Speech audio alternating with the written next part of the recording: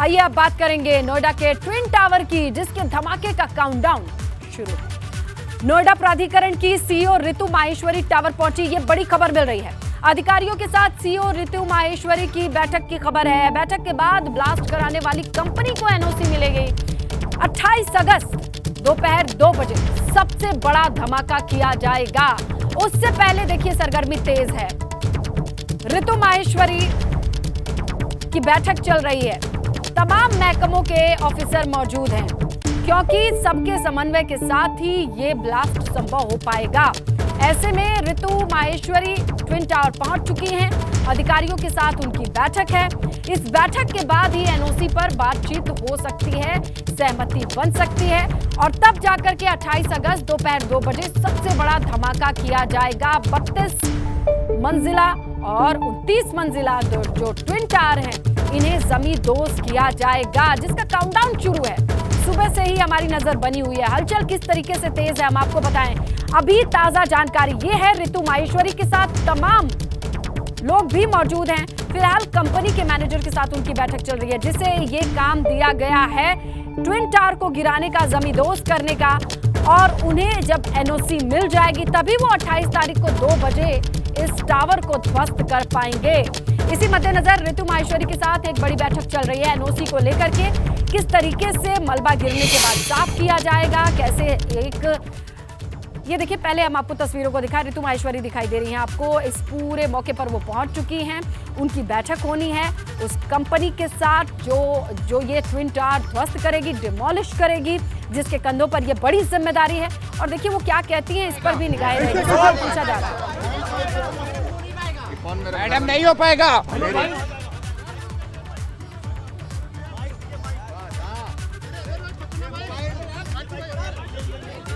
पकड़ लूंगा यार। तो देखिए तमाम लोग मौजूद हैं। मीडिया की सरगर्मी तेज और हो भी क्यों ना, पहली बार इतनी बड़ी इमारत को जमींदोज करने की प्रक्रिया शुरू हो रही है। जनता के बीच में जिज्ञासा है, जनता के ही सवाल को पूछने का काम मीडिया कर रही है। देखना ये होगा कि रितु माहेश्वरी क्या कहती है, सहमति बनी है या नहीं।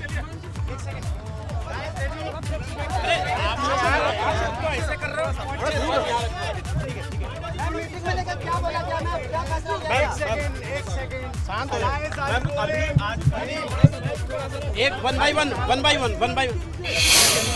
अरे एक पूछो। मैडम ये बताइए, आज बैठ, अरे रुक जाओ यार, भाई ऐसा हो जाएगा क्या? ओके, ये ब्रीफ कर दीजिए। आज आप क्या अपडेट दिया है?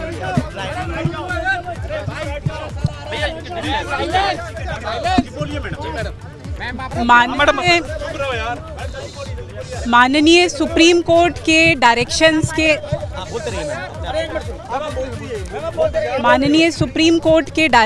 के अनुसार नोएडा में सेक्टर 93A में सुपरटेक एमरल्ड टावर्स में 2 ट्विन टावर्स का डिमोलिशन का ऑर्डर सर्वोच्च न्यायालय ने दिया था। उस क्रम में 28 अगस्त यानी संडे जो है उसको 2:30 बजे सुपरटेक की दोनों ट्विन टावर्स का डिमोलिशन किया जाएगा।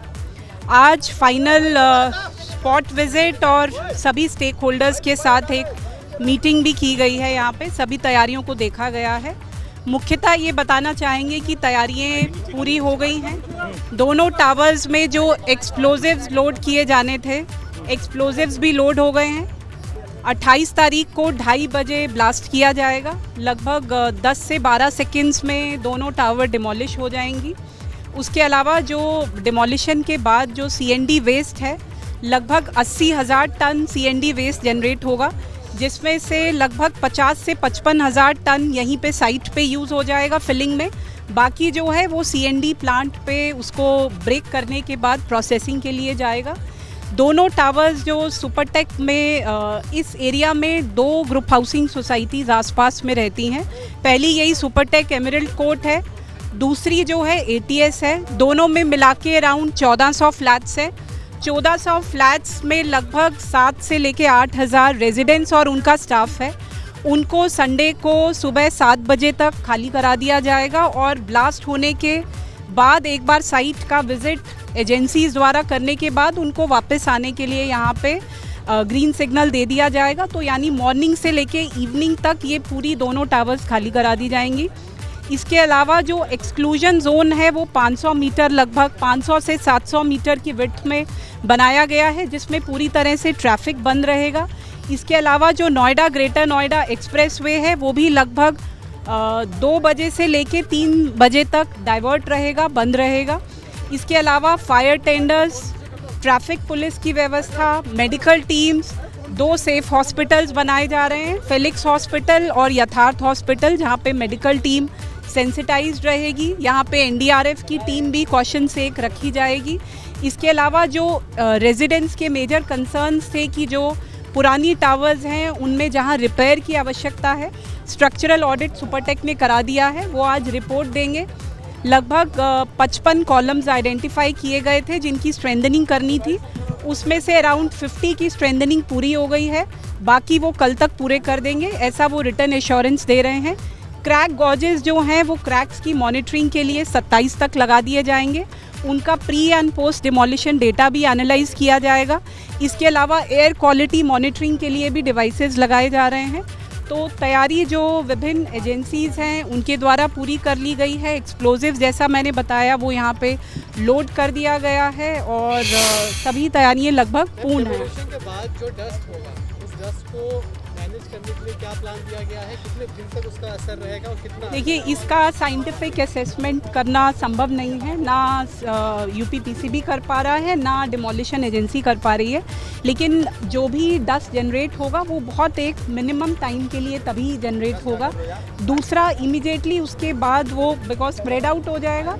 वाटर टैंकर्स, स्मोक गन्स यहाँ पे अथॉरिटी की तरफ से लगाए जा रहे हैं, मैकेनिकल स्वीपिंग मशीन्स रहेंगी, पूरा सैनिटेशन स्टाफ जो एडिक्वेट होगा इस एरिया की क्लीनिंग के लिए वो नोएडा अथॉरिटी द्वारा लगाया जा रहा है। तो इम्पैक्ट तो होगा ही, लेकिन जो भी रहेगा उसको मिनिमाइज़ किया जा रहा है और जो एयर क्वालिटी मॉनिटरिंग स्टेशंस हैं उनके माध्यम से उसको मॉनिटर किया जाएगा, ताकि अगर जो लोग वापस आ रहे हैं उनको एक भय ना रहे कि वो आ रहे हैं तो वो सेफ़ है, तो वो डेटा उनसे शेयर किया जाएगा।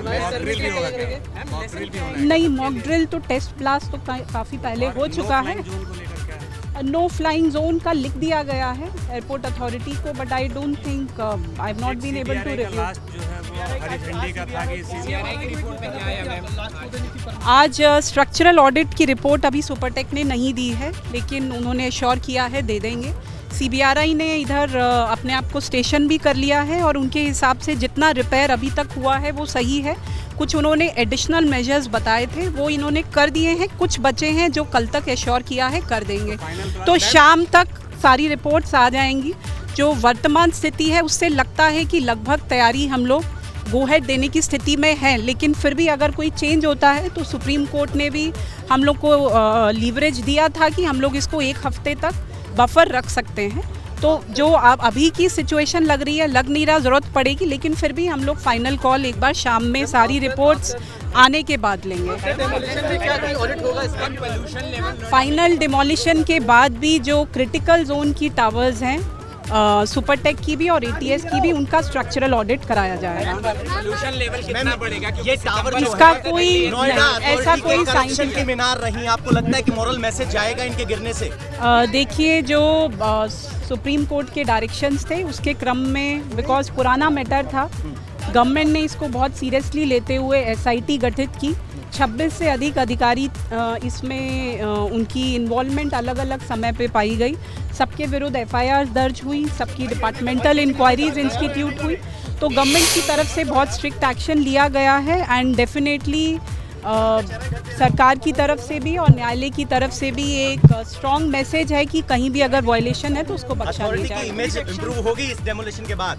देखिए, इमेज आप ही लोग बढ़ाते हैं और आप ही लोग उसको कम भी करते हैं, लेकिन डेफिनेटली इस गवर्नमेंट में और नोएडा अथॉरिटी द्वारा लगातार ये प्रयास किया जा रहा है कि ट्रांसपेरेंटली और अकाउंटेबिलिटी के साथ काम किया जाए और जो भी इनिशिएटिव्स लिए जाएं, जो काम कराए जाएं, वो लार्जर पब्लिक इंटरेस्ट में कराए जाएं, जिससे सबको बेनिफिट।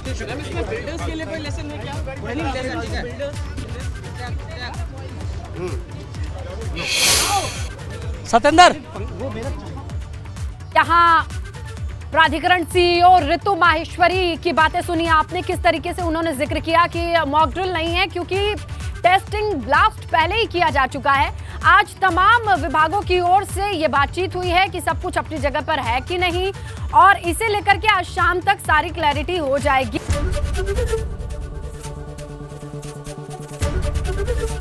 एबीपी गंगा, खबर आपकी, जुबान आपकी।